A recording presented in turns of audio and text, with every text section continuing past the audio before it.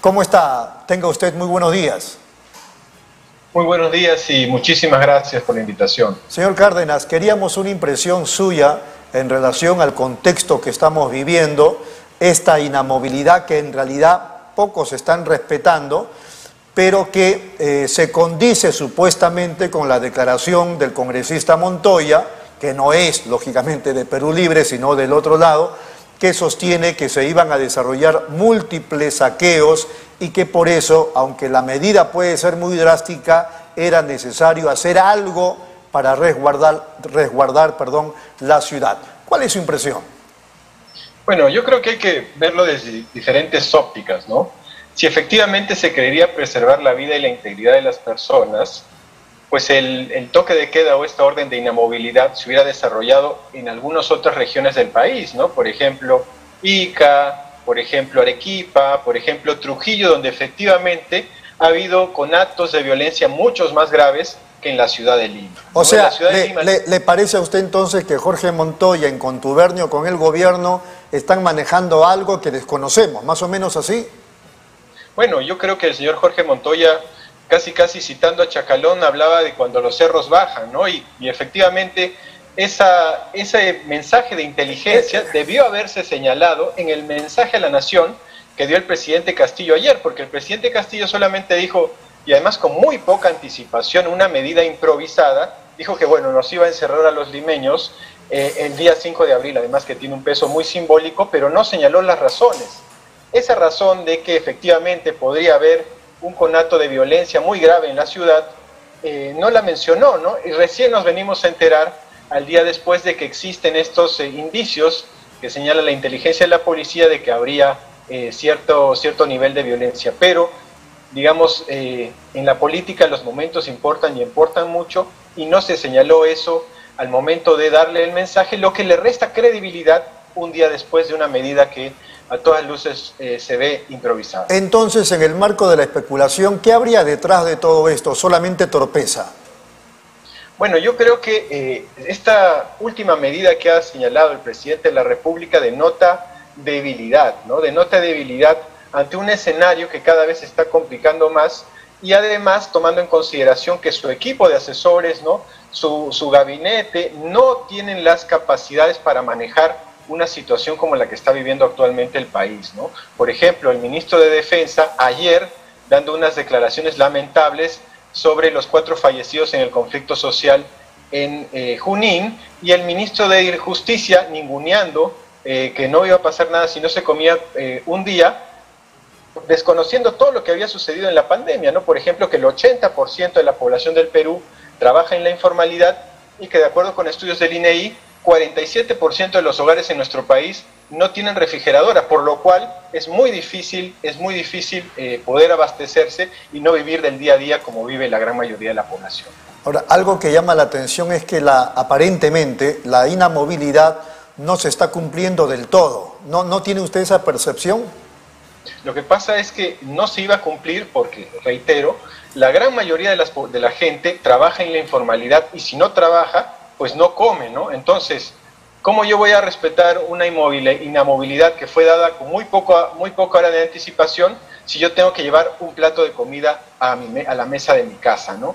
Entonces, ahí el gobierno está teniendo una desconexión total con la realidad social de la gran mayoría de limeños, que en este caso vive pues del día a día, ¿no? Claro, y lo otro, a propósito de eso mismo, esa podría ser la razón por la cual no se escucha represión policial o violencia incluso militar en determinadas calles de Lima o del Callao. Pues efectivamente, ¿no? No creo que la policía, y en este caso las fuerzas de las armadas, vayan contra su propia población, ¿no? Eso ya prácticamente sería pues el fin de la presidencia de Pedro Castillo, tal y como sucedió con el señor Merino, que reprimió brutalmente a su propia población, en este caso a los jóvenes que salieron a marchar contra un gobierno usurpador y ilegítimo, como era el caso del señor Merino. Ahora, hoy día, desde las 10, entiendo, se está reuniendo la Junta de Portavoces en el Congreso de la República, pero a las 3 de la tarde va a haber una reunión en el Parlamento del presidente de la República con algunos ministros y los dirigentes más importantes del Parlamento Nacional. ¿Usted qué cree que de esa reunión pueda salir? O sea, ¿qué podría, digamos, concretarse? Bueno, lo que hemos visto, digamos, en estos últimos 9 meses, ¿no? En este estira y afloja que ha tenido el Parlamento y el Poder Ejecutivo. Mucha retórica por parte del Parlamento, pero muy poca acción en cuanto a enderezar, entre comillas, el rumbo del gabinete y del presidente Castillo, ¿no? Han pasado 33 ministros desde que inició el gobierno, una señal de improvisación y de debilidad, y el Parlamento prácticamente no ha censurado a nadie, no solamente al señor, al señor Condori, porque bueno, ya era insostenible que el señor Condori estuviera en el gabinete, pero si nosotros vemos cuáles han sido las votaciones, vemos que el fujimorismo y el ala dura de Perú Libre votan prácticamente igual, ¿no? Contra la reforma del transporte, contra la reforma de la educación universitaria, etcétera. Entonces, pues yo no creo que haya mucho que decir sobre esa reunión. Y recordemos que el Parlamento tiene todavía mayor desaprobación que el presidente de la República, ¿no? Así es, así es. Bueno, entonces, ¿qué va a pasar en su análisis? Usted no es sociólogo, usted es politólogo, pero igual, ¿qué podría pasar con la población que está observando todo esto, ¿no? Y con los administradores del Estado? No estoy hablando solo del Ejecutivo, sino del propio Congreso, que como usted dice, se reúnen esta tarde y seguramente no ocurrirá nada, la crisis se va a mantener. Mañana no se sabe si esto va a ampliarse o no, esto de la inamovilidad. ¿Qué piensa? Los televidentes están escuchando con atención su análisis, que pueda suceder de aquí para adelante. Bueno, yo creo que el factor más preponderante es que el presidente Pedro Castillo va a seguir perdiendo popularidad, ¿no?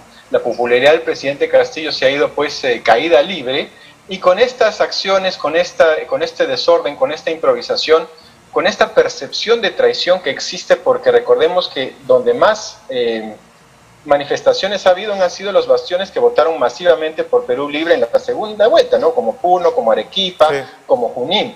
Entonces, un gobierno cada vez más débil y cada vez más impopular va a ser muy difícil de mantener, muy difícil de mantener. Recordemos que al señor Vizcarra lo vacaron con 75-80% de aprobación, pero al señor Castillo, si se produce una renuncia o en un caso hipotético una vacancia, va a tener pues 15-10% de aprobación, ¿no? Va a ser una presidencia que va a ser muy difícil de defender en las calles, ¿no? Entonces el escenario... La vacancia, la anterior, la pretensión de vacancia se terminó con 55 votos nada más. Pero en este caso yo veo algo muy similar a lo que sucedió con el presidente Kuczynski, ¿no? No se le vacó, pero se quedó totalmente solo, totalmente aislado, y se le empujó hacia una renuncia.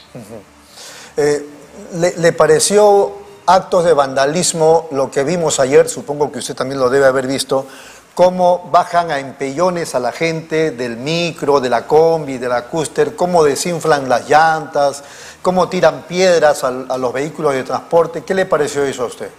Bueno, aquí hay que distinguir claramente dos aspectos, ¿no? El aspecto de la protesta legítima, pacífica, que efectivamente toda la población tiene derecho, y el vandalismo, ¿no? Pero el vandalismo, los servicios de inteligencia de la policía deben haberlos detectado, ¿no?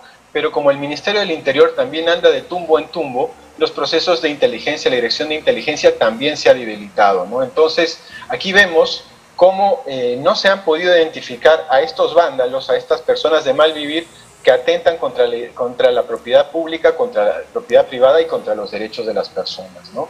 Entonces, y por el otro lado, en la gestión de la conflictividad social, ¿no? También hemos visto improvisación en el Viceministerio de Gobernanza Territorial adscrito a la PCM, que es el encargado de gestionar, prevenir y hacer seguimiento de los conflictos, pues ha estado en una situación de gran inestabilidad, ¿no? En estos meses ha tenido 3 viceministros, y no ha habido esa continuidad de la política para la gestión, seguimiento y prevención de los conflictos sociales. Así que, grosso modo, podemos ver un Estado cada vez más débil, un gobierno cada vez más improvisado, y con unos nombramientos que, como usted muy bien ha informado, han sido sumamente cuestionados por la población, por los medios de comunicación, inclusive por las mismas personas que apoyaron al presidente Castillo en la segunda vuelta. Un ejemplo nada más, ¿no? El señor Sea, ministro de Agricultura, que estuvo en la mesa de negociación en Huancayo, tiene 2 denuncias por homicidio. O sea, y no es lo único, ¿eh? Y no es lo único. Y no es lo único. Señor Cárdenas, ha sido muy amable. Muchas gracias y seguimos en contacto. Un abrazo. Gracias a usted. Muy buenas tardes. Muy buenas tardes a Alonso Cárdenas.